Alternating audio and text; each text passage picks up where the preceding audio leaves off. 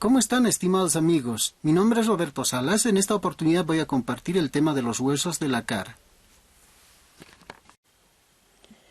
El hueso maxilar.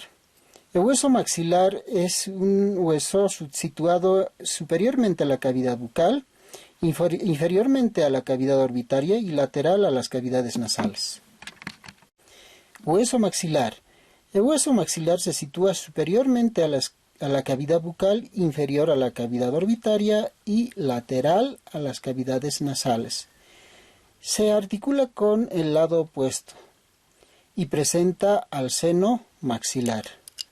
Ocupa 2/3 superiores del espesor de este hueso y tiene una forma cuadrilátera. Tiene dos caras, una medial y una lateral. Tiene 4 bordes. Y bueno, vamos a empezar por la cara lateral. En la cara lateral hay que destacar la eminencia canina, un saliente determinado por la raíz del canino, ¿no? Luego tenemos a la fosa canina. La fosa canina está superiormente a la eminencia. Una depresión medial. En su parte inferior se inserta el músculo depresor del tabique nasal, ¿no? En esta cara también se encuentra la apófisis zigomática. La apófisis zigomática o apófisis piramidal de este hueso, ¿no? Y tiene una forma de pirámide triangular, truncada, tiene 3 caras, 3 bordes, una base y un vértice. La cara orbitaria o superior es lisa, triangular y constituye la mayor parte de la pared inferior de la órbita.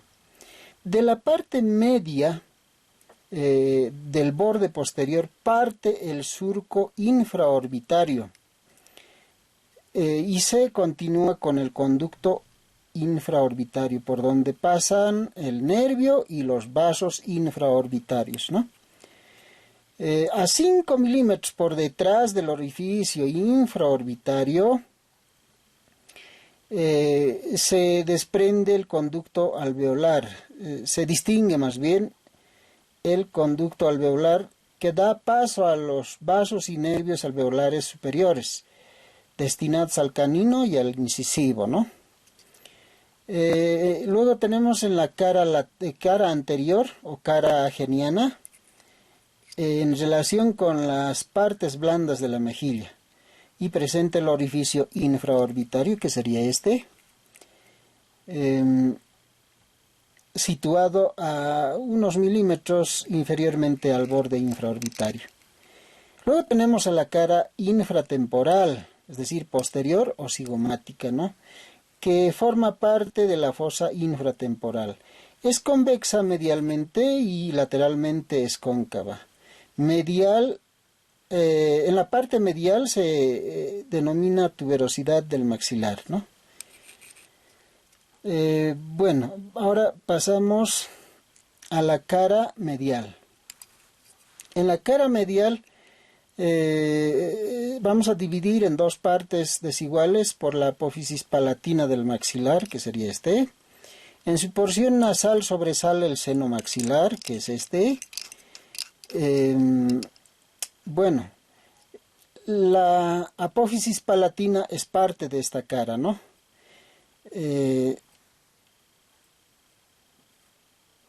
En la apófisis palatina, la lámina ósea es triangular, aplanada de superior a inferior, ¿no? Y se articula con el lado opuesto y contribuye a formar el tabique que separa las cavidades nasales de la cavidad bucal. Vamos a distinguir 2 caras y 2 bordes. En la cara superior, que es lisa y cóncava, se constituye el suelo de las cavidades nasales. En la cara inferior, parte de la bóveda palatina es rugosa y perforada por numerosos orificios vasculares. Excavada cerca de su borde lateral, da paso a la arteria y las venas mayores y el nervio palatino mayor, es decir, a las venas palatinas mayores y al nervio palatino mayor. En el borde lateral es curvilíneo. En el borde lateral es curvilíneo y se une a la cara medial de este hueso, ¿no? Borde superior, borde posterior es transversal tallado en bisel a expensas de la cara superior y se articula con la lámina horizontal del hueso palatino. Borde medial. En el borde medial es más grueso anteriormente que posteriormente. Estriado verticalmente y se engrana con su lado opuesto. En la cara inferior, la articulación de las dos apófisis palatinas va a formar la sutura palatina media. En su extremo anterior se encuentra el agujero incisivo y da acceso al conducto incisivo por donde pasan los vasos y nervios nasopalatinos. Ahora pasamos a los bordes. En el borde superior, que está orientado de anterior a posterior, este borde es delgado e irregular, ¿no? Se articula con el hueso lagrimal y con las láminas orbitales del hueso etmoides. Presenta una escotadura cóncava que forma el borde lateral del orificio de entrada del conducto nasolagrimal.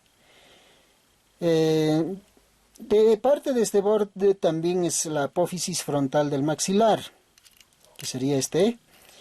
Es una lámina ósea cuadrilátera aplanada transversalmente y tiene una cara lateral dividida por la cresta lagrimal anterior en dos partes, la parte anterior que es lisa y la posterior ocupada por un canal que forma parte del surco del saco lagrimal. Cara medial. Forma parte de la pared lateral de las cavidades nasales. Borde anterior se articula con el hueso nasal. Y el borde posterior es delgado, cortante y casi vertical, se une al borde anterior del hueso lacrimal. El borde superior estrecho y dentado se une con la parte lateral del borde nasal del hueso frontal. En el borde inferior del hueso palatino, o borde alveolar, también presenta cavidades llamadas alveolos. El borde inferior aquí, ¿no? Borde anterior. En el borde anterior, la escotadura nasal, en su límite con el maxilar opuesto, forma la abertura piriforme o abertura nasal anterior. Borde posterior es ancho, grueso y casi vertical, pertenece a la tuberosidad del maxilar. Hueso Böhmer. El hueso Böhmer es una lámina vertical, media, delgada y aplanada transversalmente. Está en la parte posterior e inferior del tabique nasal. Es cuadrilátero con dos caras y 4 bordes. Sus caras son generalmente planas. Una de ellas puede ser convexa en mayor o menor parte. Están cruzadas por estrechos surcos vasculares y nerviosos. Uno de ellos más marcado corresponde al nervio nasopalatino. Sus bordes. El borde superior, que sería en todo caso, el borde superior sería este. Está dividido en dos láminas o alas del Böhmer, ¿no? O alas del Böhmer. Y se proyectan lateral y separadas por un canal, ¿no? Lateralmente, ¿no? Se proyectan y están separadas por un canal. El borde posterior sería esta parte. El borde posterior es delgado, libre y es oblicuo inferior y anteriormente. Separa los orificios posteriores de las cavidades nasales o también llamadas coanas. El borde anterior, que sería este, marcadamente oblicuo, inferior y anteriormente, está dividido en dos láminas. En su llanura penetran superiormente el borde posterior de la lámina perpendicular del hueso etmoides, inferiormente el cartílago del tabique nasal. El borde inferior, que sería esta parte, se articula con la cresta nasal y presenta en su parte anterior una escotadura muy marcada. Aquí no se nota mucho, está un poco deteriorado el hueso. Hueso cigomático o hueso malar.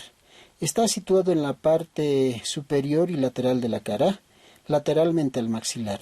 Es cuadrilátero y aplanado de lateral a medial, tiene 2 caras, 4 bordes y 4 ángulos.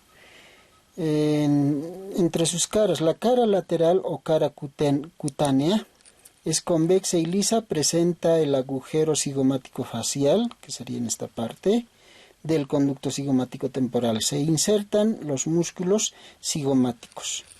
En la cara medial tiene 2 segmentos, un segmento anterior o articular, triangular y rugoso por el cual se une el vértice truncado de la apófisis cigomática del maxilar. Un segmento posterior o temporal, liso y cóncavo transversalmente en relación con la fosa temporal superiormente y con la fosa infratemporal inferiormente. Bordes.